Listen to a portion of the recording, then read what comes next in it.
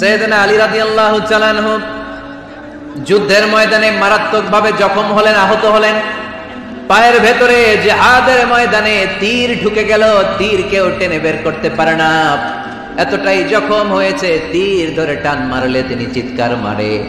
বিশ্বনবী দেখলেন অবস্থা বেগতিক। আল্লাহর হাবিব বললেন, তীর ধরে টানাটানির দরকার নাই, যেহেতু টান মারলে ব্যথা পায়, ছেড়ে দাও, আজান দাও। বেলাল তুমি আজান দাও, একামত দাও।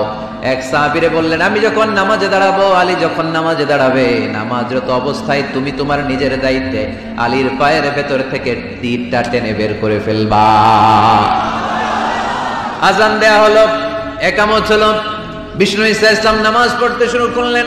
সাইয়েদনা আলী রাদিয়াল্লাহু তাআলা আনহু নামাজে দাঁড়ালেন।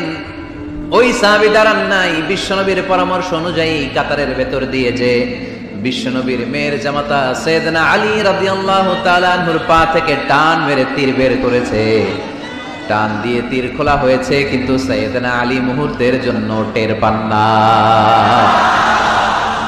আগে টান মারতেছে, ব্যথা পায়, চিৎকার মারে, চিৎকার মারে, কিন্তু সালাতের অবস্থায় টান মেরে তীর বের করেছে, উনি টেরই পান নাই। আল্লাহু আকবার। তার মানে যখন নামাজে তিনি দাঁড়িয়েছেন, দিন দুনিয়ার হুঁশ তার ছিল না। তার হুঁশ, জ্ঞান, চিন্তা, ধ্যান সব কিছু চলে গিয়েছে একজনের দিকে, তিনি কে? এজন্য বিশ্বনবী বলতেন, আন তা'বুদাল্লাহা কাআন্নাকা তারা ফাইন লাম তাকুন তারাহু ফাইন্নাহু ইয়ারাক। এমন ভাবে নামাজ পড়বে, মনে করবে তুমি আল্লাহকে দেখে দেখে নামাজের মুসল্লায় আছো, ঠিক না? যখন নামাজ পড়বা ভাববা তুমি আল্লাহকে দেখছো।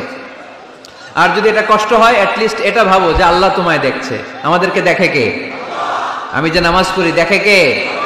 এই চিন্তাটা মাথায় থাকার দরকার আছে না নাই?